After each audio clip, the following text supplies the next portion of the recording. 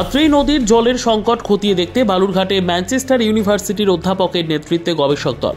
আত্রেই নদীর জল শুকিয়ে যাওয়ার কারণে নদী ও তার পার্শ্ববর্তী এলাকার পরিবেশে কী ধরনের পরিবর্তন ঘটেছে তা সরেজমিনে খতিয়ে দেখতে বালুরঘাটে এলেন ম্যানচেস্টার ইউনিভার্সিটির অধ্যাপক মাহবুব শাহানার নেতৃত্বে একদল গবেষক ও পরিবেশপ্রেমী। মঙ্গলবার তারা আত্রেই নদীর ধারে এসো নদীর সাথে চলি শীর্ষক এক পর্যালোচনায় অংশ নেন এবং নদী পরিদর্শন করেন। অধ্যাপক মাহবুব শাহানা বলেন, আমরা দেখতে পাচ্ছি আত্রেই নদীর জল ক্রমশ শুকিয়ে যাচ্ছে। কেন এমনটা হচ্ছে তা খতিয়ে দেখতে এসেছি। বাংলাদেশের দিকে যে রাবার ড্যাম এবং বালুরঘাটে যে চেক ড্যাম রয়েছে সেগুলি পরিদর্শন করছি, পাশাপাশি স্থানীয় মানুষের সঙ্গেও কথা বলছি। নদীর জল হ্রাসের প্রভাব তাদের জীবনে কিভাবে পড়েছে তা জানার চেষ্টা করছি।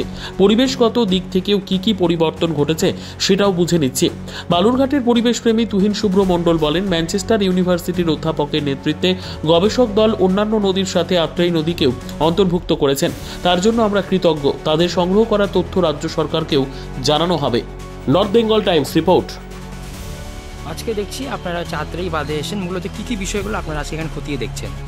না, আমরা এসেছি মূলত যে আত্রাই নদী শুকিয়ে যাচ্ছে। তো আত্রাই নদী কেন শুকিয়ে যাচ্ছে এবং এই যে বাংলাদেশের পশ্চিমে যে রাবার ড্যাম এবং এখানে বালুরঘাটের নিচে যে ড্যাম, চেক ড্যাম, এই ড্যামগুলো দেখতে এসেছি এবং এখানকার পার্শ্ববর্তী মানুষের সাথে কথা বলতে এসেছি যে এর কারণে যে তাদের যে ডিস্টারবেন্স, তাদের যে জীবিকা, তারা যে নদীর উপর মানে নদীর রিসোর্স থেকে তাদের জীবন ধারণ করতো সেটা কীভাবে লস হয়েছে এবং তাদের ডিস্টার্ব করছে সেটা আমাদের দেখতে এসেছি। এবং তাছাড়াও যে প্রাকৃতিক যে ইকোলজিক্যাল ডিস্টারবেন্স সেটা আমরা আমাদের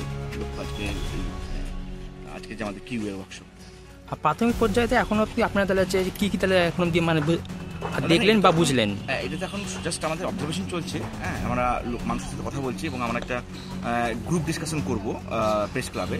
তো সেখান থেকে আমরা নোট টেক করবো যে আচ্ছা সমস্যাগুলো কী, তারপরে আমরা সেটা আইডেন্টিফাই করে এটা আমরা রিসার্চ পেপারে আকারে এটাকে নিয়ে আসবো এবং পলিসি ডকুমেন্টের আকারে এটা নিয়ে আসবো।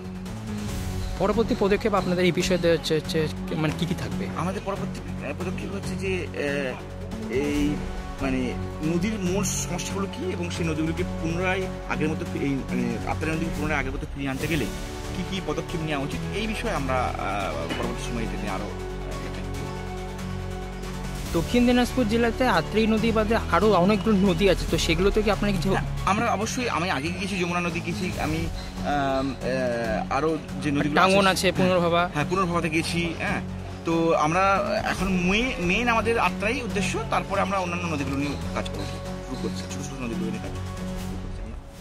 নামটা বলবেন আপনি? আমার নাম মেহবুব শাহানা। আর কী পদে আছেন?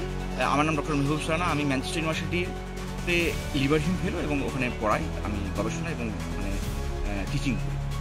Thank you sir.